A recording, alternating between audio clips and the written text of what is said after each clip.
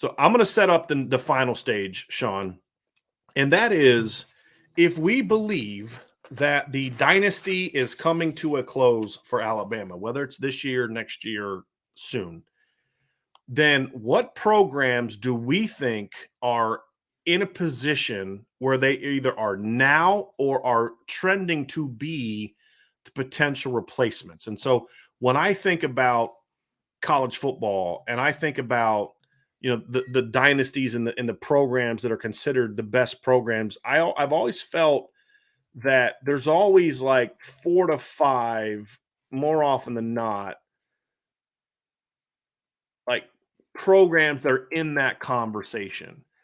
You go back to the 80s and yes, Miami was that team mid to late 80s, but Miami didn't win it every year, right? Penn State got them one year, but Oklahoma only had one title during that stretch, but Oklahoma every year was like a contender for that. They won it in 85 with Jamel Holloway, and then other years they lost to Miami in a game, and then they had some losses to some, but they were in it, consistently in it. Penn State won 2 titles in the 80s, right? Including a win over Miami. Notre Dame became that team in the late 80s, early 90s. Florida State was that team in the 90s. It was Notre Dame and Miami to start the 90s. Then Florida State kind of emerges mid to late 90s, along with who else? Nebraska and Florida, right? There was always like multiple teams. Nebraska won 3 titles in the 90s. Florida won a title, lost another title game. They were contenders for that. Florida State won 2 titles in the 90s, 93, 99. There were always multiple teams in that. In the 70s, you had Notre Dame was a dominant program, for most of the 70s. USC was a dominant program in the 70s. Alabama won multiple titles in the 70s, right? There's always been like 3 or 4 like great teams. Nebraska won a couple titles in the early 70s. So, it's the whole Bama and then everybody else thing. And then eventually Clemson kind of comes on for the latter half of this decade, and they kind of become number 2 along with Bama for a shorter period of time. And then now they're kind of already fading back again, where Bama's still kind of in a strong place. The whole Bama and then everybody else is kind of unique. It's kind of new. It hasn't been the trend we've seen, and I don't think it's going to become a permanent trend. I think that we're going to see it kind of go back to the way it used to be, which is there's like 4 or 5 teams throughout a decade that kind of step into that spotlight. Not maybe every year, but for the most part, there's going to be 4 or 5 teams that you look at and say, boy, this team has a legitimate chance. Colorado went through that. There was Colorado was like Clemson for a hot minute, where they were like a dominant team for like a 4 to 5 year window, and then they faded. Right. So, and we'll see if Clemson can prolong it and get back on track or not. We'll find out. But I mean, right now, all we can look at is from 15 to 20. Clemson was a powerhouse. 21, they started to fall off. Do they get back on track or do they continue to trend down? We'll find out. So let's kind of look at the programs, Sean, that you and I think have an opportunity to be that. And then, of course, we'll talk about Notre Dame at the end. And that'll be where we kind of end the conversation. So let's first begin, Sean, with the league that Alabama is in, and that is the SEC, because here's the reality of it. Until Bama, the SEC is always going to have a dominant program. And until somebody can jump Bama, it's going to be Bama. Right. Even if Bama isn't what they've been, somebody's got to jump them. I think the obvious one is Georgia. Yeah. I mean, that's the obvious one. They just won a title. But what we're talking about isn't a team that can creep up and win a title every now and then. Auburn did that and then went 3-9 like 2 years later, right? LSU did that, and then their coach got fired 2 years later. We're not talking about that everything went right that 1 year. You got the generational quarterback that 1 year. We're talking about established programs that are considered, dynasty type of programs. Dynasty meaning, you're great for a period of time. Yeah. You either win multiple titles or you're playing for multiple titles, and you can't be a dynasty without winning at least one, right? Like the Bills aren't a dynasty. They had a great run, but they weren't a dynasty because they never won the biggest one. Like the Broncos in the late 80s weren't a dynasty because they got to 3 Super Bowls in 4 years, but they lost them all, right? Like, can you be that team for a period? Like the Broncos in the late 90s weren't a dynasty either because they had 2 great years and then they were done. Dynasty is a period of at least 5 to 6 years where you're a championship team and then a contender most of the other years. Yeah. Georgia, I think, has to show me something still to prove to me that they're not just a one-time team that I still say got a bit of a fluky win. Down year in college football, Bama had tons of injuries. They earned that win. They were the better team that day because Bama wasn't the same team. But that was the same team that pounded them into submission a month before. Yeah. Right? In the SEC title game. And that wasn't Kirby's best team. No. 17 to me is still his best team. Yeah. Yes. 100%. 100%. So can they sustain that? And here's the point, Sean. This was a really good Georgia team. Yeah. This was one of the 2 or 3 best teams in the country this year. There's no doubt about it.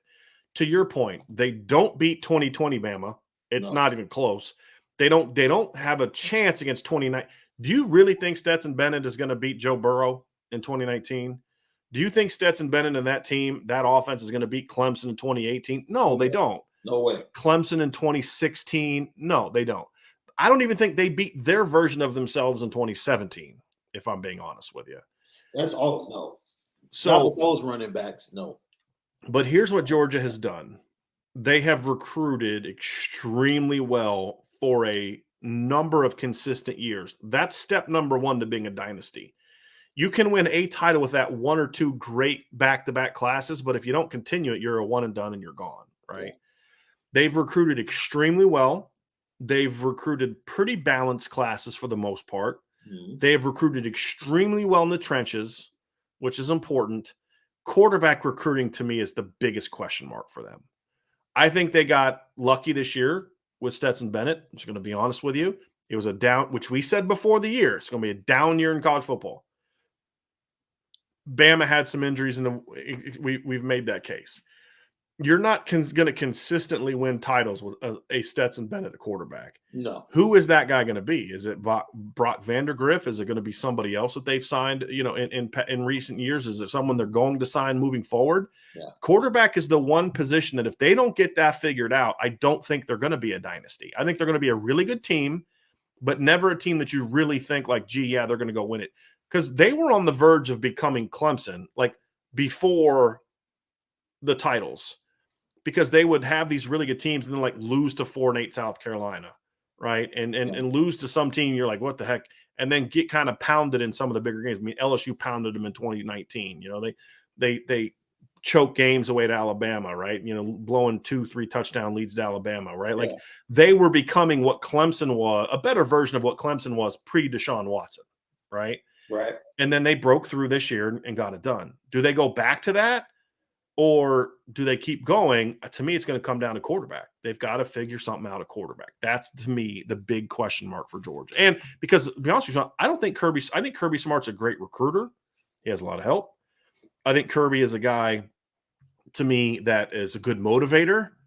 He hires good coaches, I think, for the most part. He's made good coaching hires. But he's not a great game day coach. He's not. No. And I would question, I think they just – either increased Munkin's salary. Yeah. And so he's going to be there a little bit longer. I'm not sure. I like him. I think he's a good coach. I think he's a good coach. Yeah. Just needs a quarterback. He needs a quarterback. And this is the thing. As far as guys, Fromm and Justin Fields were both his guys, right? Yep. Was Jacob Eason his guy? No. The guy that Fromm replaced because of injury. Right. I think Jacob Eason, I could be wrong on this, but I think Jacob Eason was Kirby's first class, but he committed to Georgia way before Kirby took over. Okay. Yeah. So Kirby smarted. I'm having trouble speaking the English language today. Kirby Smart started in 2016, correct? Yeah. That was his first year. Yeah. Jacob Eason was part of the 2016 class. Okay. But I'm looking it up now. I believe he committed really early. He committed in 2014. So he was a lot like Phil Dracovic. Right. Phil Dracovic was not Chip Long's guy, even though he only ever played for Chip Long because he committed before Chip was hired. Right. Similar situation. Right. Similar situation. To me, Kirby recruits like Nick Saban used to. Mm-hmm. Meaning he would much rather be stout up front on both sides of the ball, be able to run the ball, be able to stop the run, really great defense, and just have a quarterback that just won't make mistakes and just beat you that way. But he has really good players. Really good players. Wide receiver is another position that he probably could recruit a little bit better because they're able to get that one guy that can dominate. But like as far as depth in the wide receiver room, I can't say that I've seen that at Georgia from a depth standpoint. I think they lost, like Burton had a touchdown in the championship game and he transferred out. Right. You know, probably looking at his ability to get to the next level. Right. You know, playing with their quarterback. You know what? Let me go to Alabama. Right. Play with a guy I know. If he thought Stetson Bennett was a dude, he's not leaving Georgia. He was a freaking starter. He's not leaving Georgia to go to Alabama. Right. Exactly right. So now they had a kid like Justin Fields. So they can recruit elite quarterbacks, but now it goes to beg the question: develop. Can they develop? Right. Brock Vandegrift in the 2020 class was a top 50 kid. Yeah. Right. Gunnar Stockton was some people had as a top 100 kid last year. And but the offense and the way it's been, Sean, is going to make it harder to recruit elite quarterbacks moving forward. That's why he needs to make the change like his mentor and say, hey, let's change some things up. Maybe bring in, because you like Monken, but Monken can build around what Kirby wants. Monken is being, in my opinion, held back by what? That could be. Because remember, Todd Monken was the offensive coordinator in 2011 for that Oklahoma State team that scored 50 points a game. Right. I mean, and I've said this. I mean, to me, that team should have played for the championship in 2011. They should have played LSU for the title. Alabama had no business being in that title game. And I think Oklahoma State would have won the title that year. I mean, that was that Brandon Whedon, Justin Blackman team that was explosive. I mean, that's why NFL teams. That's why he went for the NFL. And we saw that. A perfect example. He was being held back in the championship game, and all of a sudden they go down in the fourth quarter, and they have no choice but to open it up. Right. Anyway, and all of a sudden they're throwing deep balls. Dude, look what happened after they fell behind Alabama. Right. They open it up, and all of a sudden the offense starts moving. Exactly. So you're probably spot on. Kirby's probably holding them back, and he has to get to that point, the same as Nick Saban did, where Nick said, "You know what? I can bring these offensive minds that are going to say no to me. Right. I can bring a Lane Kiffin on. I can bring a Steve Sarkisian on. I can bring guys that want to open up and take more risk than I'm usually used to allowing my offensive coordinators to do." And so it's going to take him getting whooped a couple times though to do that. That's because like to me, it's almost like for long. Hear this the right way. I'm not saying that winning the title last year was a bad thing. It was a phenomenal thing. You haven't won a championship since Herschel Walker was playing, and that was like 40 years ago. I was 2 years old the last time they won a national championship, right? It was a great thing. But in regards to accomplishing what you just said, Sean, and you accurately stated, is as far as opening, it's going to require them to be I don't think they've got to be a 45. They don't have to be LSU 2019, but they got to be a little bit more explosive than they've been. Yeah. They can still be a pro-style team. But to get there, it's almost like winning it not that way sort of doubles down on the thought that, well, we can keep doing it this way. Right. And so like long term, it may, it may take them to get smacked around a couple times to realize like, okay, yeah, we can't, we may have done it once because everything went our way. Yeah. But, people say, like, if you know that Alabama wins that game, if those guys don't get hurt, you think Kirby's smart. No, you don't. Because a lot of times when you're on the inside of something, you don't have the same perspective as someone who's an out. I mean, you have way more perspective on a lot of things, but in regards to how you stack up big picture when you're having the success you're having and then you win a title, well, you're clearly wrong. Well, okay. I can't prove it to you that you would have lost if those guys didn't get hurt. I can't prove it to you.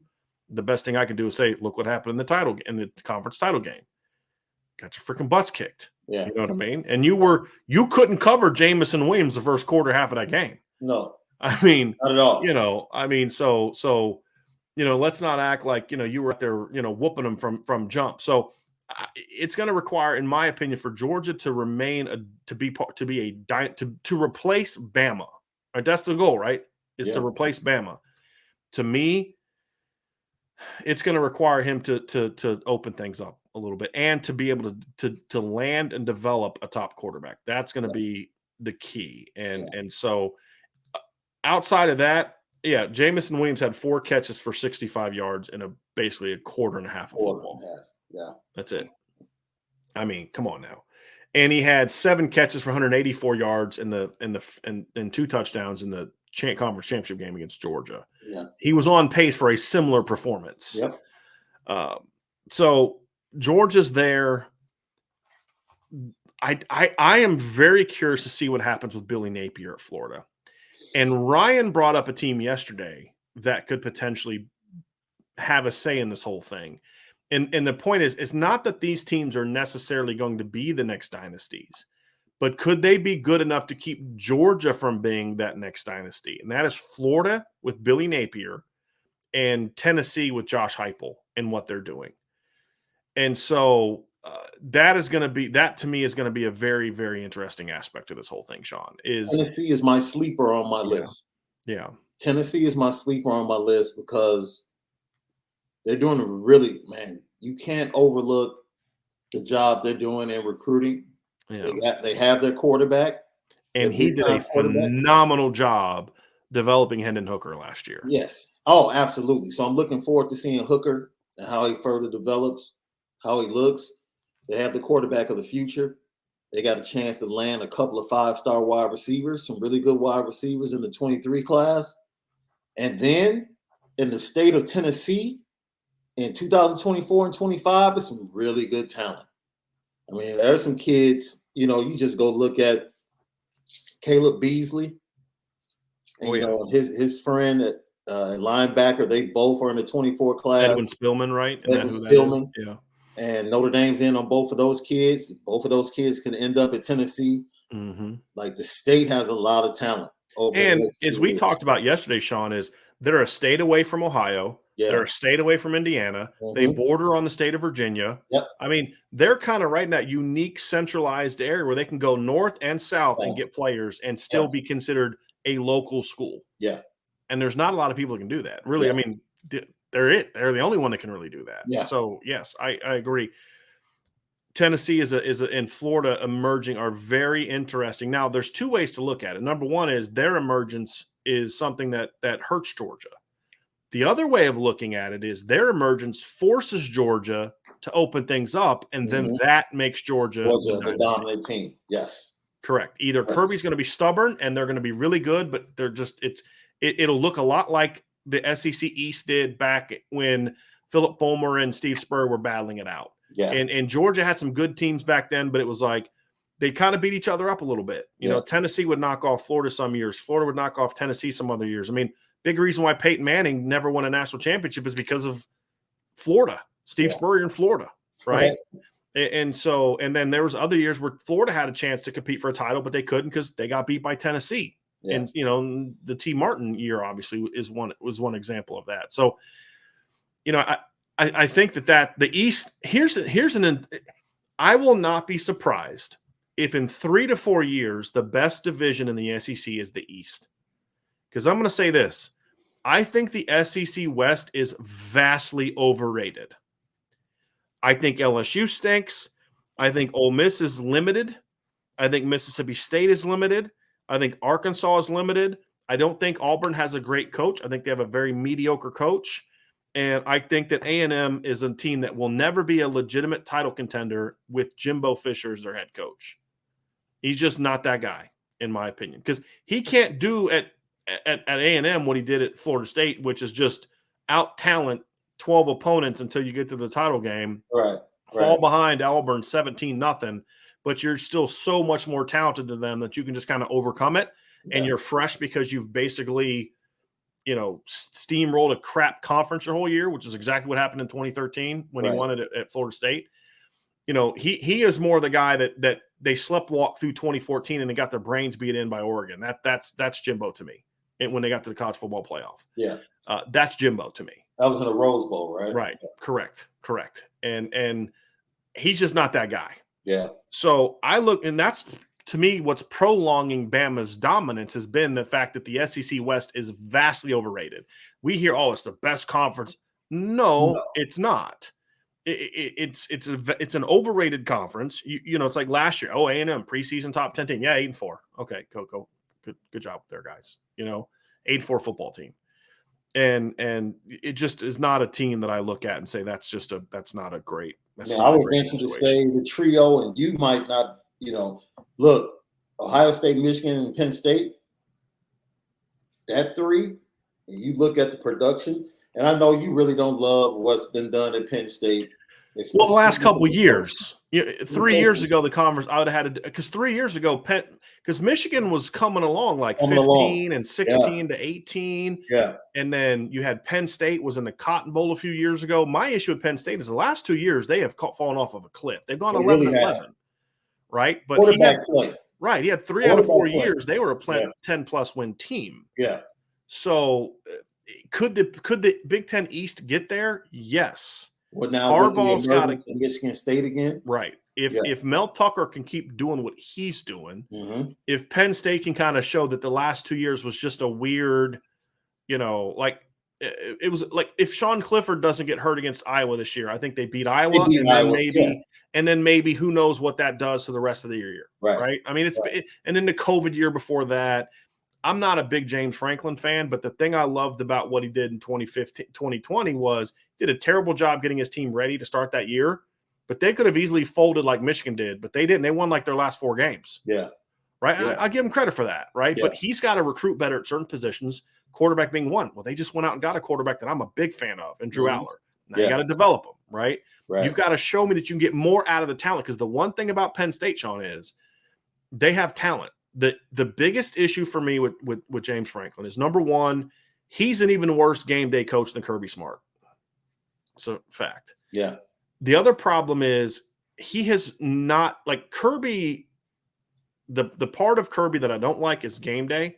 The part of Kirby I like is he's really good at hiring good coaching staffs. You got to give Kirby credit. He knows how to put together a good coaching staff. Yeah.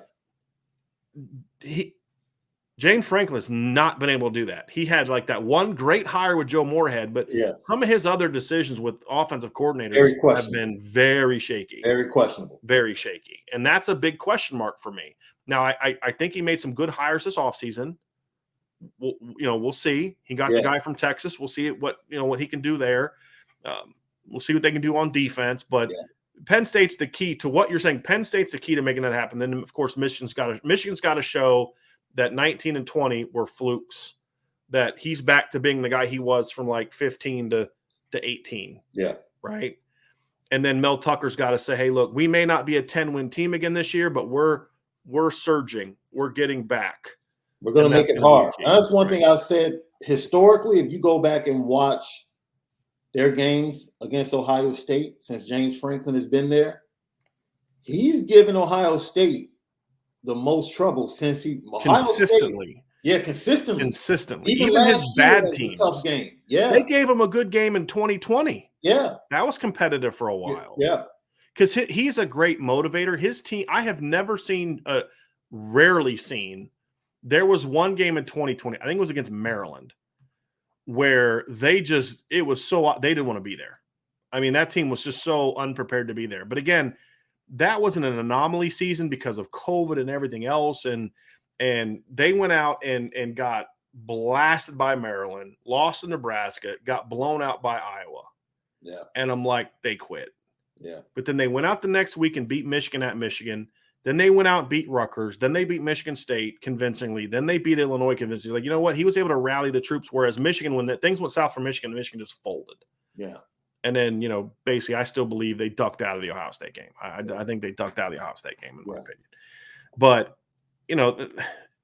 it's going to be interesting to see what they do, Sean, because he can get that. His teams, the point I was making is his teams don't often show up unprepared to play. They've had some ugly bowl games, but I don't care about bowl games.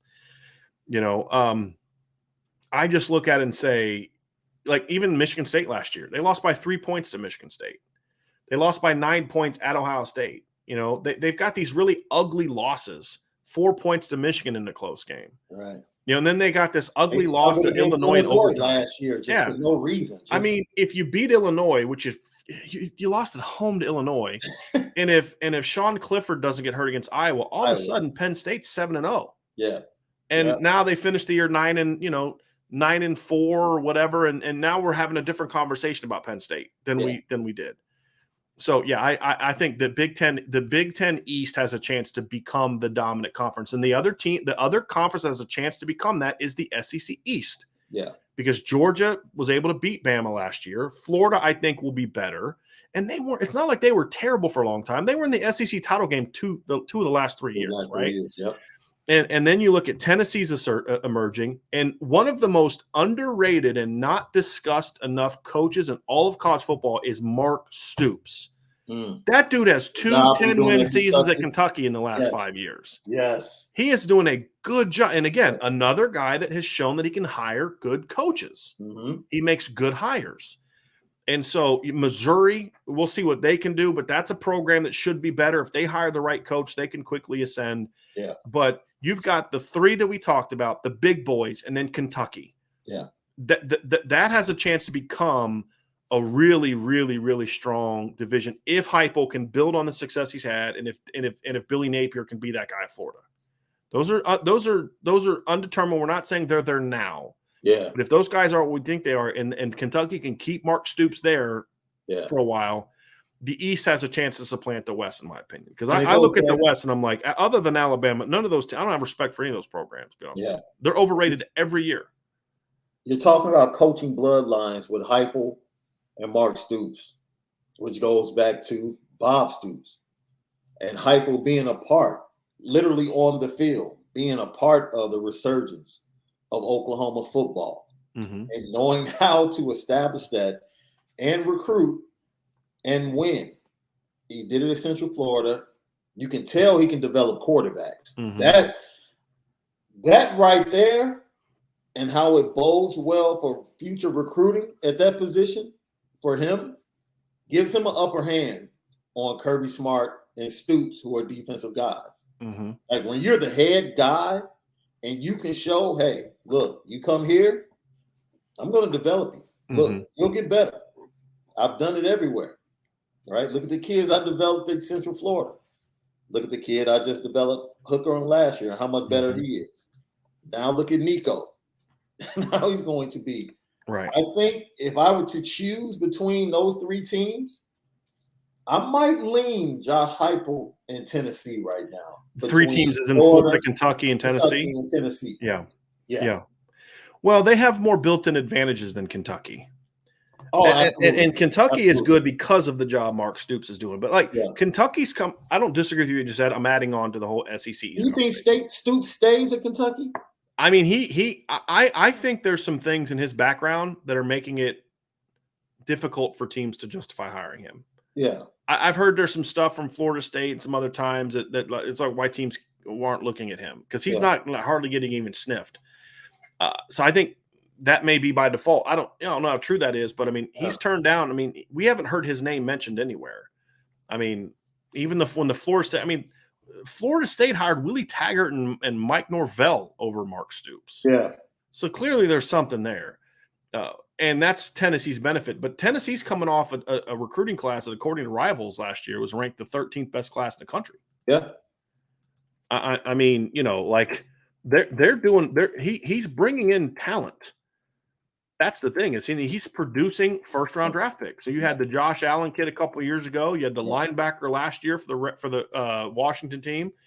Like he is bringing in, he's putting guys in the NFL. Like the Robinson kid that transferred from Nebraska was like a second or third round pick this year. Yeah, people are projecting Will Levis as a first round pick, which I think is absurd.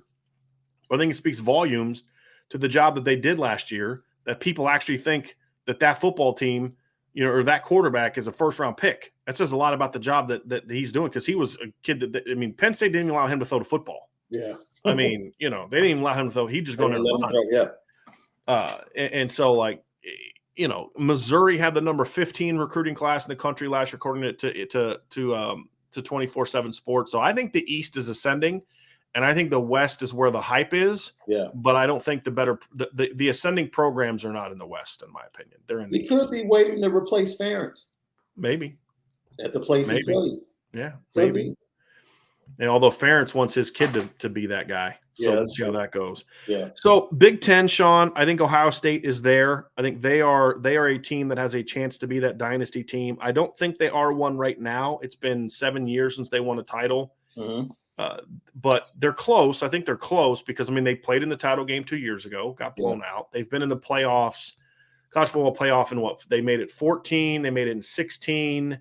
They made it in 19, and they made it in 20, right? So they've made 4 playoff appearances in the last several years. So I think that is something obviously to consider. I think you can make a case that they're a dynasty right now because of, or they should be considered that program now because of what they've done. I guess my question is more about moving forward. Yeah. You know, do you think Ryan Day continues the trend of what they've done, or do you think he's still sort of feasting off of the program that Urban Meyer built? I think that's the big question with Ryan Day that we're gonna find out the next couple of years. I mean, we're gonna find that out. I'm interested in, because I saw someone in the chat say that they're not buying the Mel Tucker hype. And I'm just interested in seeing the same way we've seen teams chip away at the depth of Alabama recruiting wise. Ohio State just has so much of a talent. It's huge. Gap every week in the Big Ten. I'm just interested in seeing which teams can kind of chip away at that. Yeah. If they can. And try to establish, like, okay, we're going to be here. I think Mark D'Antoni, from coaching staff and game planning and everything, definitely went into his matchups with Ohio State. Toughness, and like they had advantages that kind of countered the talent gap. So can you decrease the talent gap? You're talking about Penn State? You're talking about Penn State?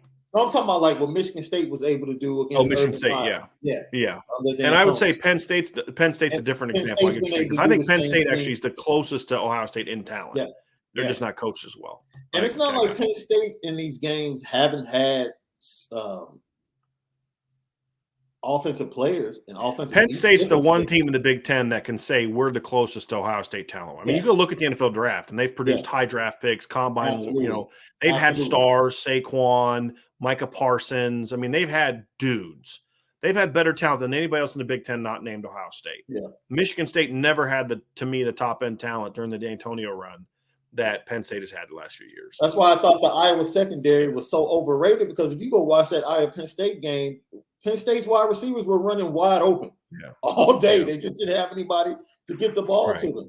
So, you know, like you said, Penn State, Michigan, I don't know, man. They've kind of leveled off from a recruiting standpoint. Yeah. And the way Harbaugh handled this offseason killed any momentum they had. Yes. From the standpoint of learning the success with the Raiders. And and the fact that he was telling kids, I want to go to the NFL and all. I mean, he ruined any momentum they had rolling. Yeah. I mean, they are getting crushed on the recruiting trail, and they were a playoff team last year. That's inexcusable. Inexcusable. Yeah. I will say this. I'm actually sympathetic to what D. Trollhunter's saying about Tucker. I still think Mel Tucker has a lot to prove to me. Yeah. I mean, the guy's been a coach for 4 years, and he's had one winning record, one season, one winning season.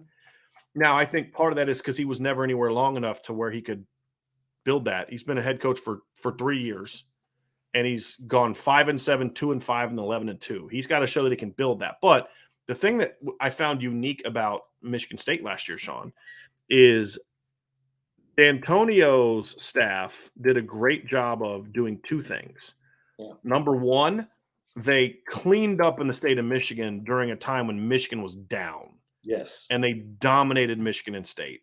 The other thing is, and this is why I think Mark D'Antonio is a better football coach than Jim Harbaugh, he just doesn't have the resources that Michigan has. The other thing about Michigan State is they were willing to go into the state of Ohio and battle Ohio State.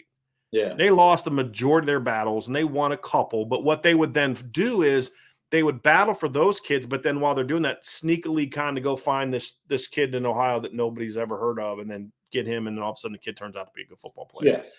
What Mel Tucker has done is taken advantage of the fact that he's been a bit of a world traveler as a coach. Most of the guys who've been assistants for a long time have been everywhere for the most part.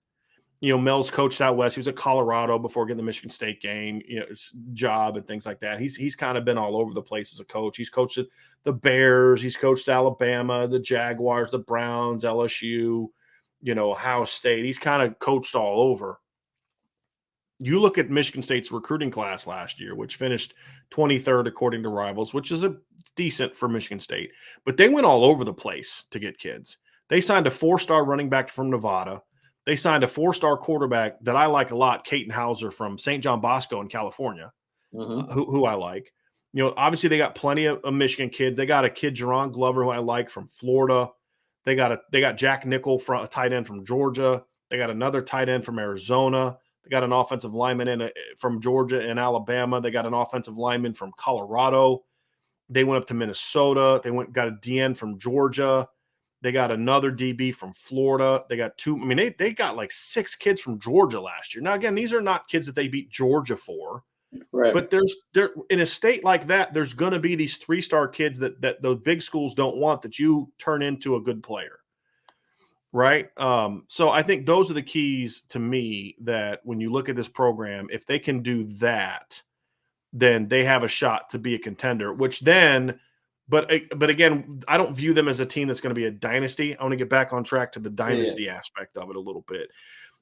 So Big Ten, I think Ohio State right now is the only team that has a chance to be that. The question is as the Big Ten gets better, can they maintain that or do they fall back to earth a little bit? I think that's a very intriguing question for me when I look at the Big Ten. I think Michigan and Penn State are the other 2 teams in that division or in that league that have a chance to eventually become dynasty type programs. But unlike Ohio State, they need more of they've got to hire the right coach kind of situation.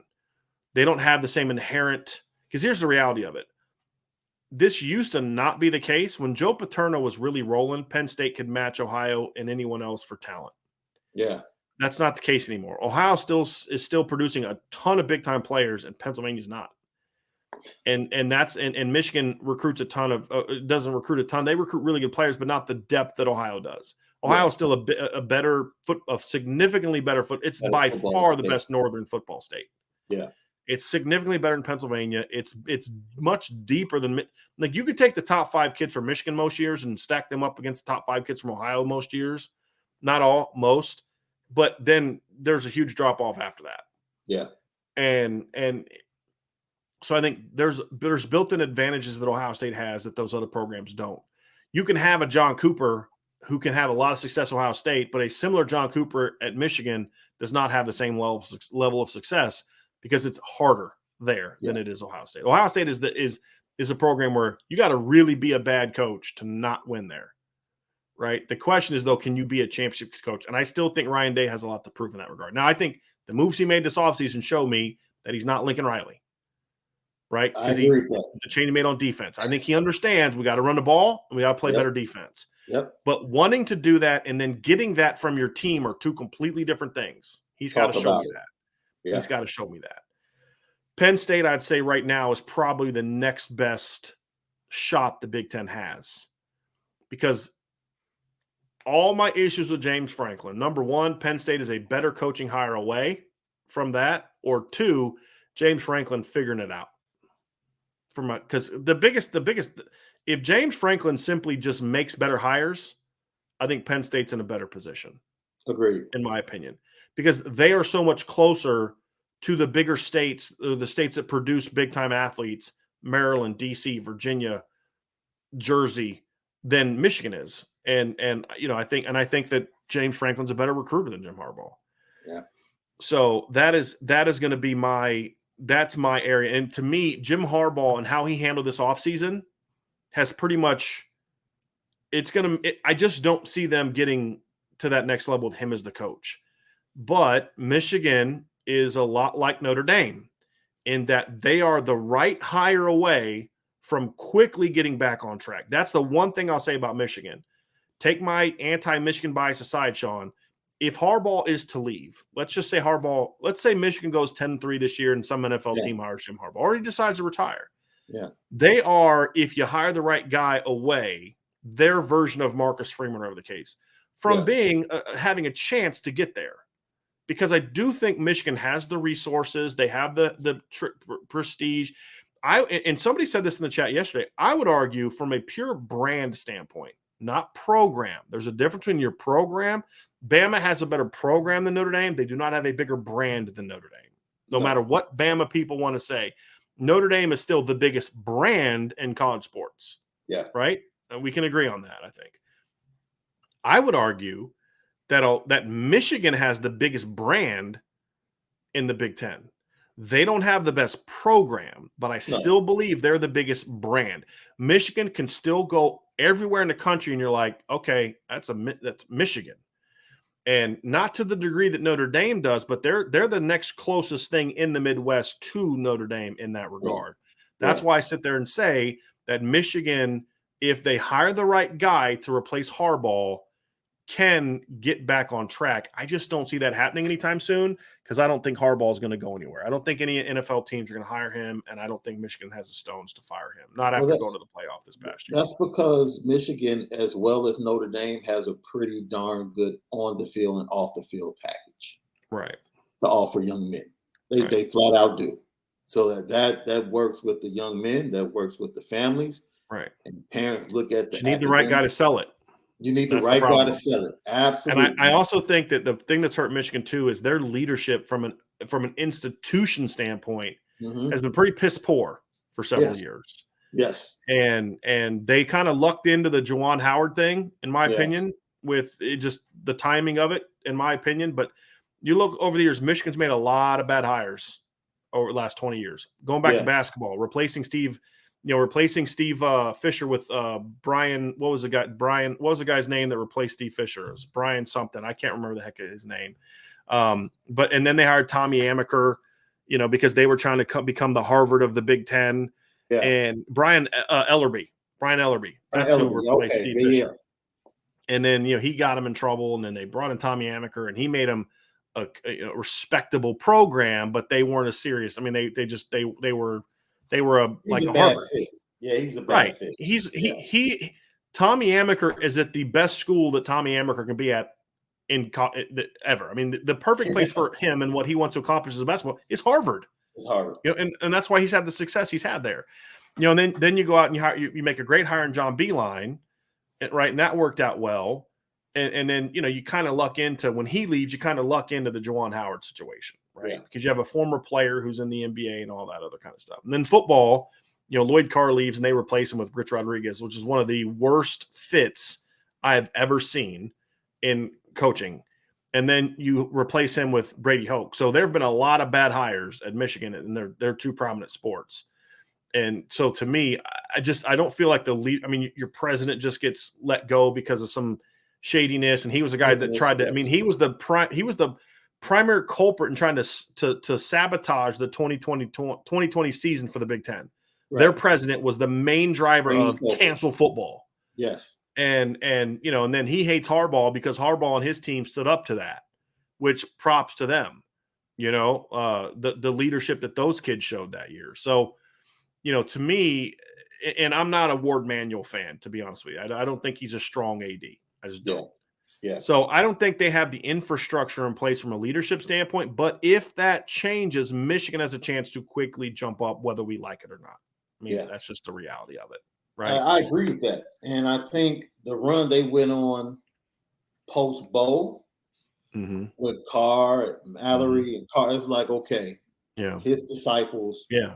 Right. The structure was there. The support. Moeller did a good job.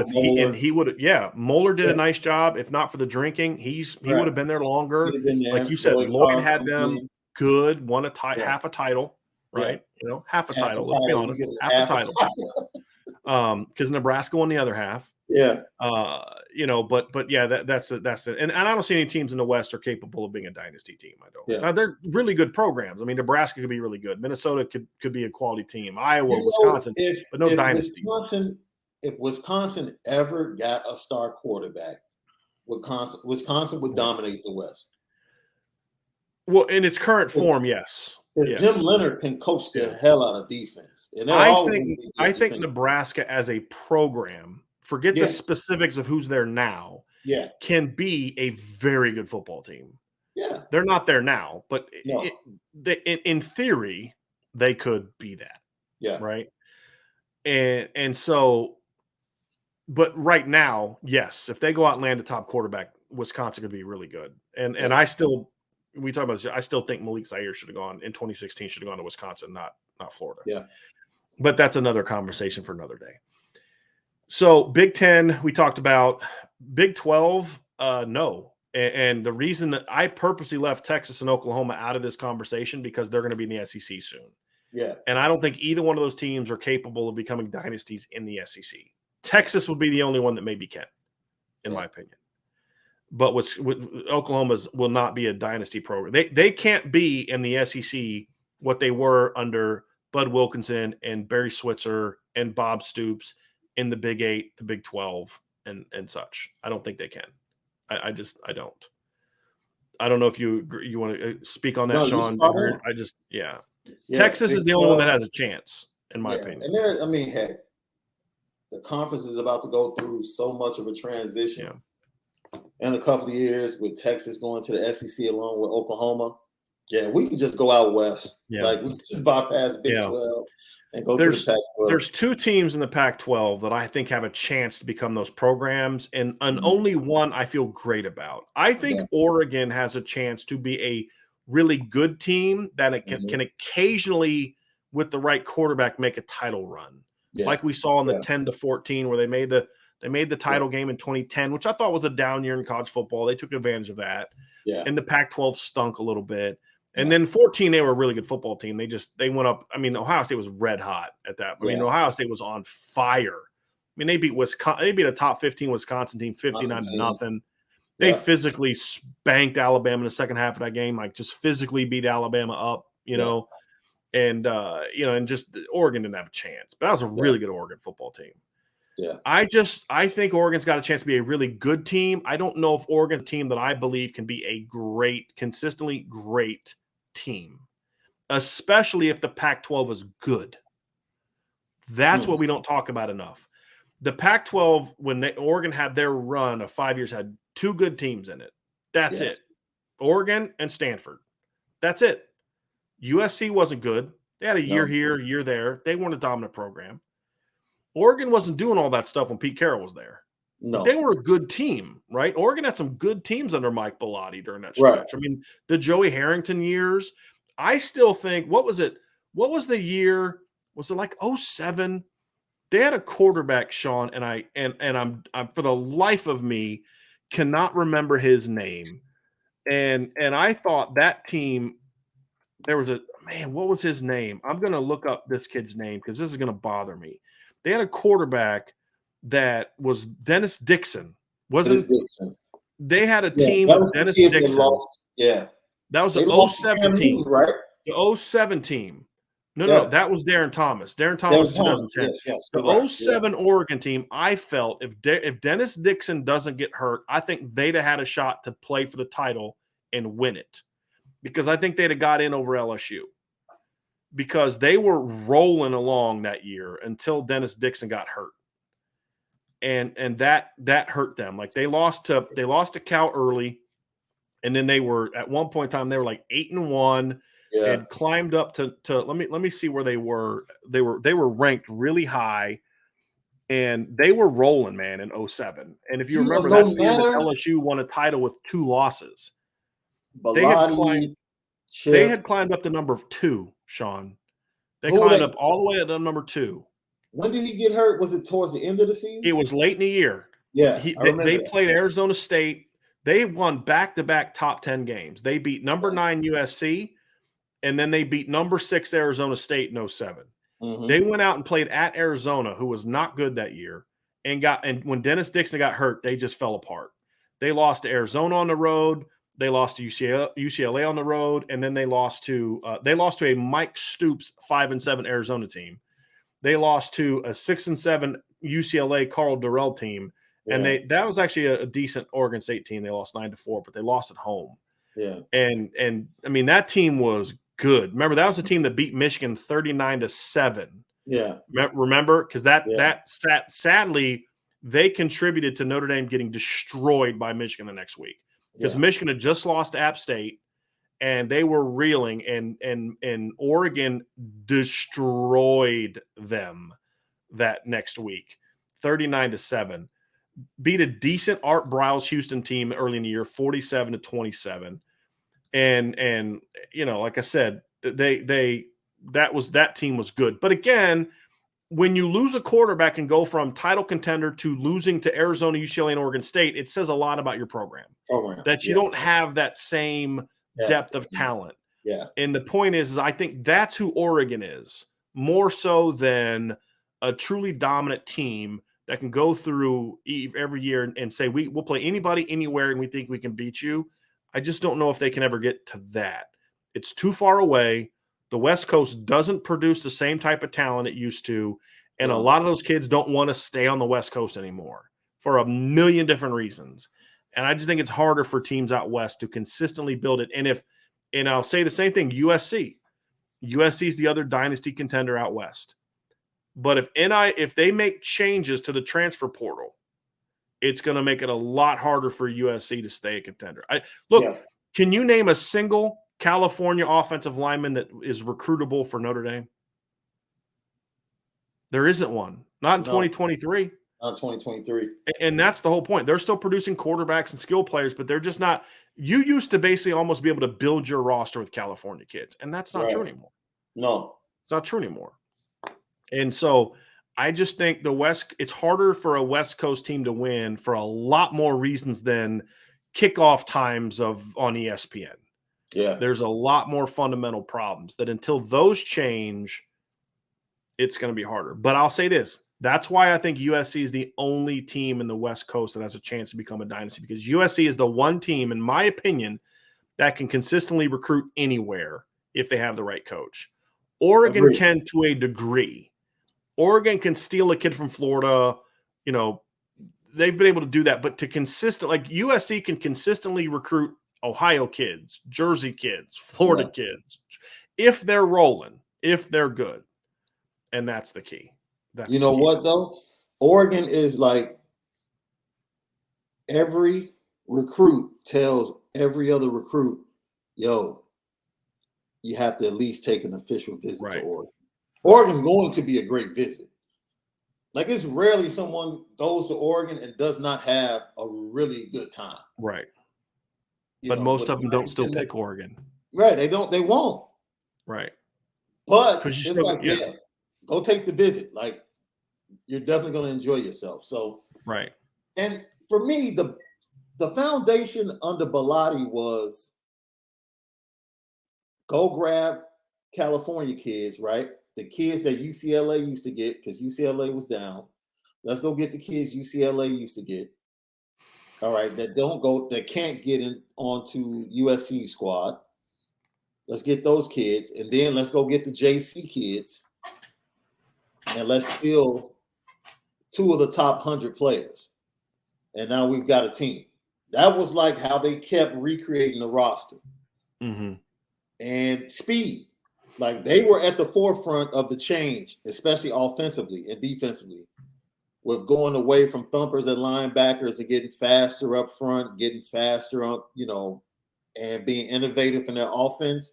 So that's really how they built that program, on being innovative, speed, and being attractive. Branding. They were one of the first schools to brand with the uniforms and appeal to recruits. So I don't think they can ever be a dynasty, but I think they can be a thorn in the side. Yes. Of USC. And yes, Oregon always, Brian, it's amazing. They can have these great teams and they will lose the weirdest game. Mm-hmm. Like, they'll be getting ready for a top 10 matchup against USC in 2 weeks, and they'll lose to like Oregon State in overtime. Well, look who their one loss was to early this year before they fell apart. Stanford. A bad Stanford. Stanford team. And I mean, there was reasons. I mean, their offensive coordinator, but the reality is that was still a bad, like you just said it, that was a bad Stanford team. A bad Stanford you team. shouldn't lose your OC and still lose to a bad Stanford team if you're a healthy program. I think there's a cap there. Yeah, there's a cap there, in my opinion, that doesn't exist at USC as much, right? But it's still harder for USC to be a dynasty now than it was 20 years ago. Would you just because the West Coast just doesn't produce the same type of kids it used to? We talked about this a little bit yesterday. Just knowing the history, if the right guy was at Washington, would you trust Washington more than Oregon to have a better run? No. Okay. No. And the reason I say that is because I think Oregon, like that you just mentioned, Oregon can go to the Southeast and steal the athletes that they're currently missing from the Northwest. Yeah. And if USC is USC, some of the athletes they're getting from the West Coast, they're not getting. Mm-hmm. If USC is USC, they don't get Kayvon Thibodeau. USC gets them, right? Now, but Oregon can go to the Southeast and steal a kid from Georgia. Now with NIL, maybe buy some kids or whatever. I mean, but they've got, like you said, every kid's so they made. Richard Young took an unofficial visit to Oregon. He's going to take an official visit to Oregon. You know what I mean? Yeah. Washington's not getting Richard Young on campus. I don't care how good they are. No. I think Washington is a better football state than Oregon, which is where Washington can be effective. Right. I think Washington, if with the right coach, we saw this with Chris Peterson, Washington can become arguably the most steady program in the Pac-12. Like just every year they're a good team, and occasionally they'll have a 2016 playoff run, but they're not going to win the title. Yeah. Yeah. But the difference for me, Sean, is I think their ceiling isn't as high as Oregon's. That's the thing. I don't think they have a team that could occasionally maybe even actually compete for a title if they get the right quarterback. Yeah. I just don't think they're that. I think Oregon can maybe be that. And that's the thing that keeps me from saying the dynasty part. I don't think they can get over that hump. Yeah. That's my thing. But if they hire the right coach, and I think I like the Kalen DeBoer hire. I do. I don't know if he's going to be able to recruit, but I think he's a good football coach. I think they can, because Washington will produce some big time players. Yeah, they put players in the NFL all the time. Again, not a high volume, right? But I mean, they've had 4 or 5 5-star kids in the last 4 or 5 years and they've all gone somewhere else for the most part. You know what I mean?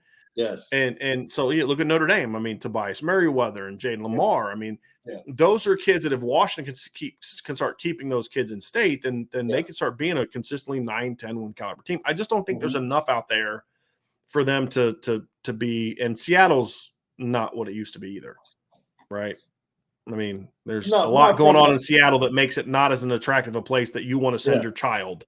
You know what I'm saying? I mean, we'll get too much into that, but you get what I'm saying. It wasn't like it was 20 years ago when Seattle was a happening place. I think when Chris Peterson got there, he had opportunities. He just lost the big games. Yeah.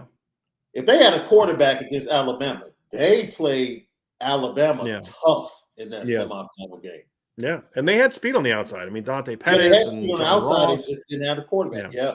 And I don't think they had the line either in that particular game. Like they could somewhat, and so it's interesting, Sean. I think Washington could be a consistently really good team.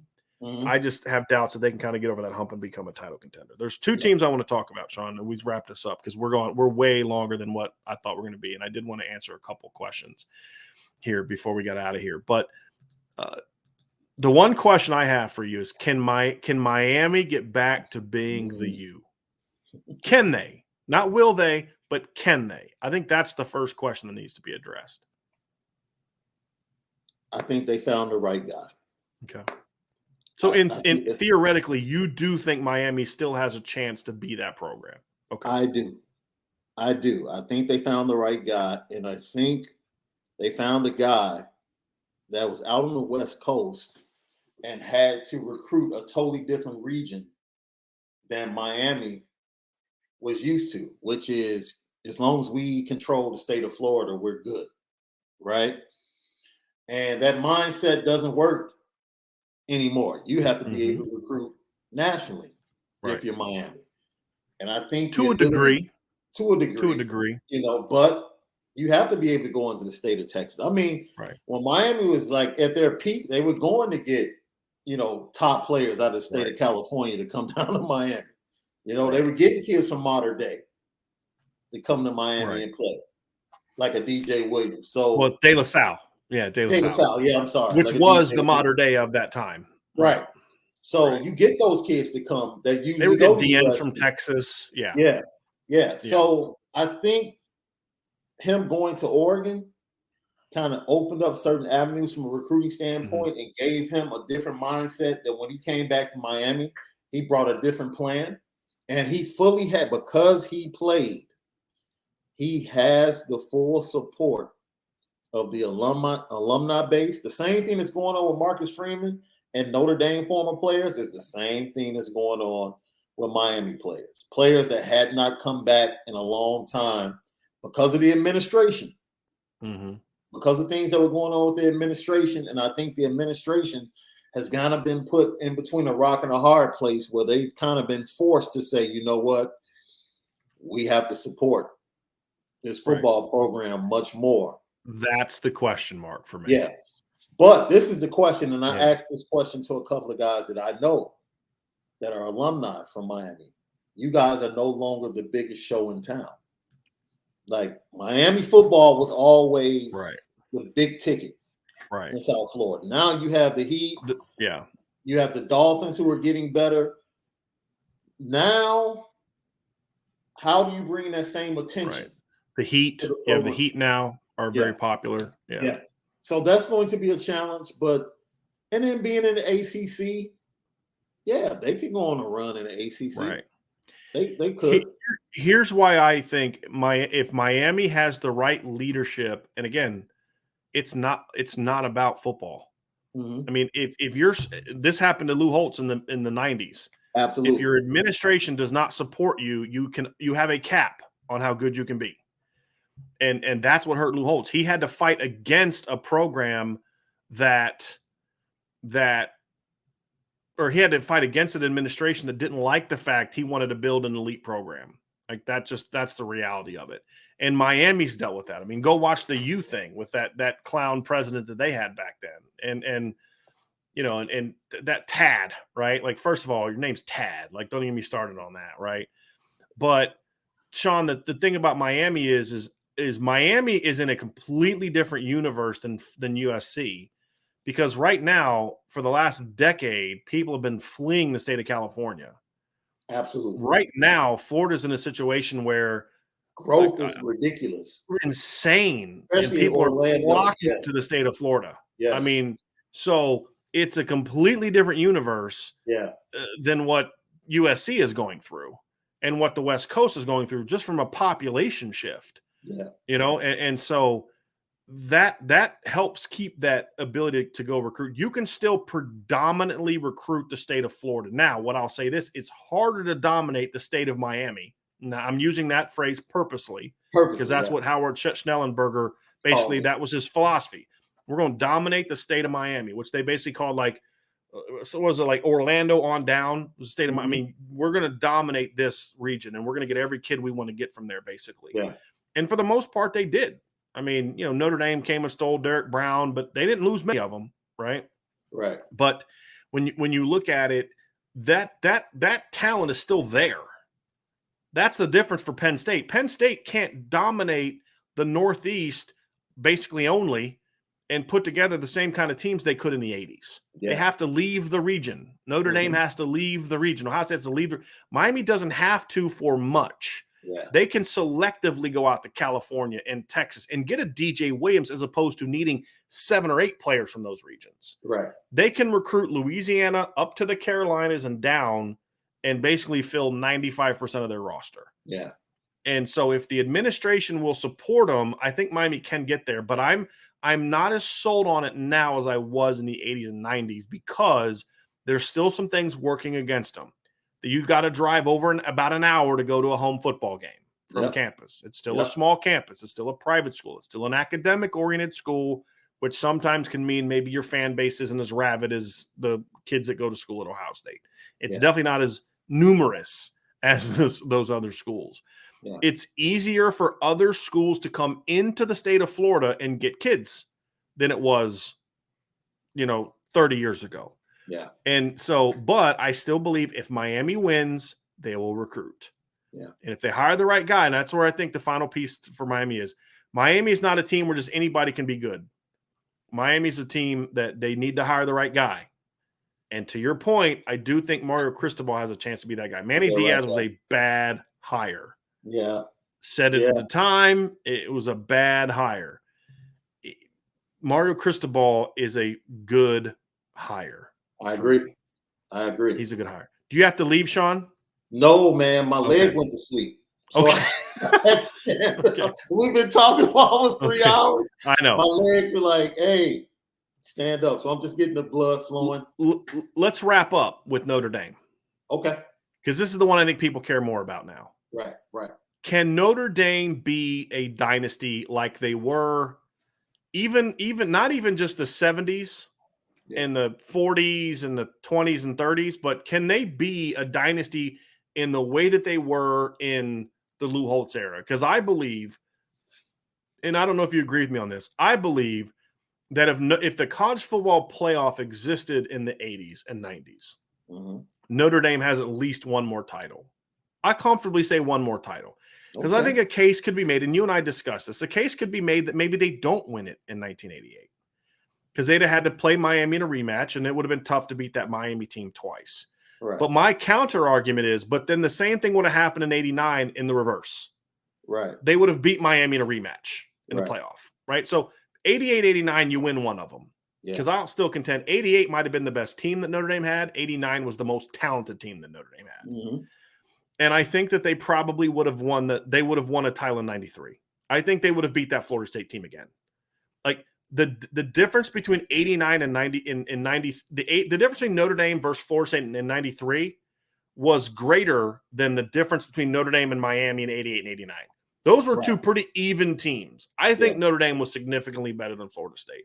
I think the only way Florida State could have beat Notre Dame is in Tallahassee. And a playoff game wouldn't have been in Tallahassee. No. They would have dominated because the difference is Notre Dame, Miami had great lines, especially D-line. And so Florida State didn't. Florida State was all about speed.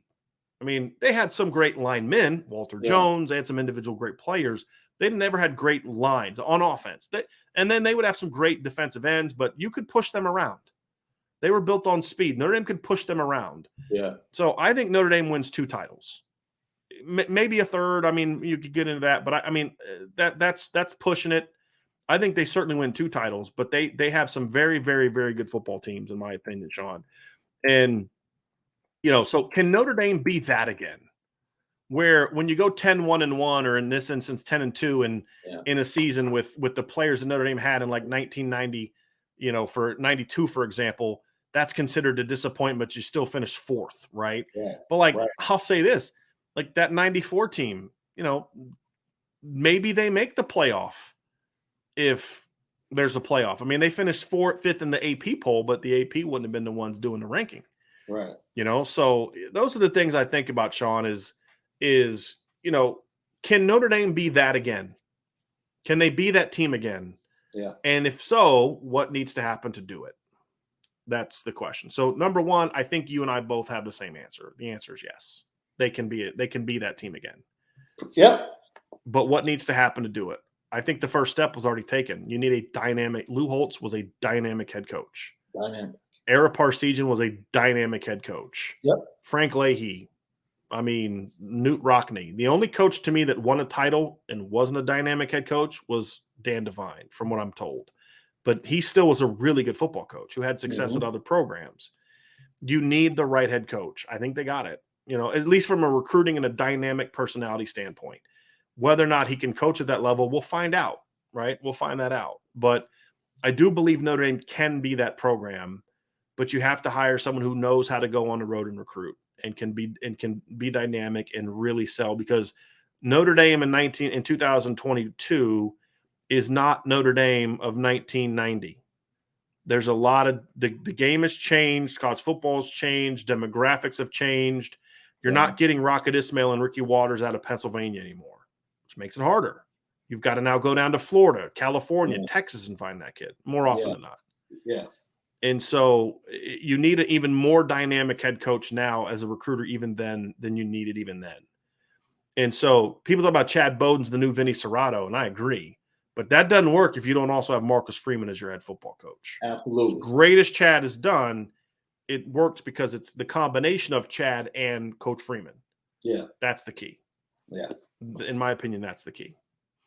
The quarterback position is going to be key. Yeah. Moving forward.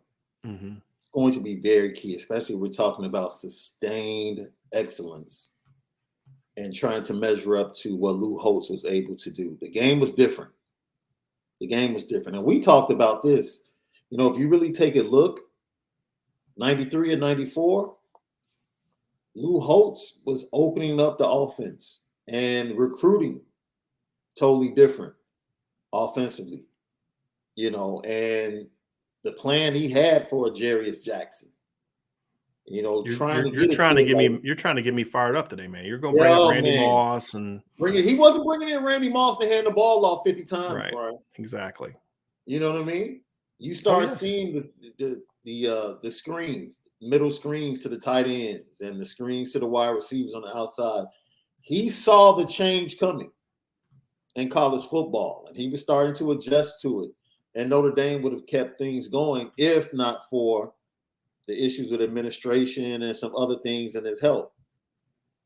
Marcus Freeman, from a health standpoint, I think he's going to be good. From a coaching standpoint, he's going to get better. Right. Game day coaching, he's going to get better. Right. Will he have some bumps in the road? I would venture to say, yeah. Probably. He'll have some bumps in the road, probably. But if he doesn't, then this thing's going to get really crazy soon. Absolutely. Right. And on top of that, I pointed this out. Once it happens, I think we'll see the dominoes. But the quarterback position, the acquisition, not the acquisition because the kid is choosing to come to your school, but getting elite talent to choose Notre Dame, developing them, getting that first round pick, all of that are things that you need to see to be able to sustain excellence and come close to anything that Alabama's done in the modern era. That's a very, very important position. Heck, the talent has already been raised at every other position in recruiting. Right. In my opinion. So we expect that. But that quarterback position, as far as it's so key. It's so key. It's so Tyler key. Buckner's got to be what we think he is, and they got to get Dante Moore. It's as simple as that. Yeah.